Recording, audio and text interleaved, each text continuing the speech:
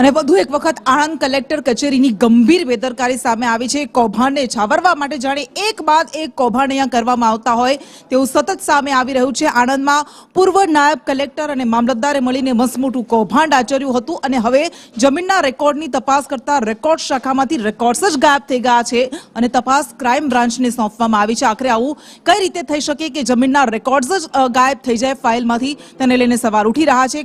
કોની આમાં ભૂમિકા છે તેને લઈને હવે તપાસ કરવામાં આવશે। વધુ વિગત સાથે સંવાદદાતા ઇરશાદ આપણી સાથે જોડાઈ ગયા છે। ઇરશાદ, કૌભાંડને લઈને તપાસ ક્યાં પહોંચી છે, શું શું સામે આવ્યું છે?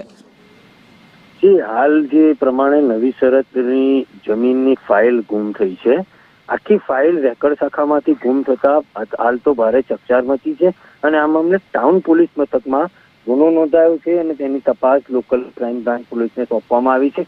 હાલ રવિવાર હોવા છતાં પણ પોલીસ દ્વારા ઓફિસને ખોલાવવામાં આવી છે અને ત્યાં આગળ તપાસ હાથ ધરવામાં આવી છે।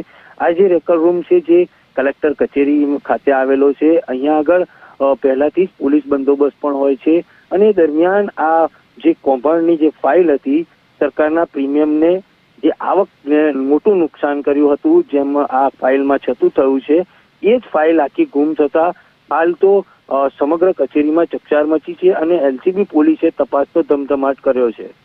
બિલકુલ ઇરશાદ, આભાર આપનો।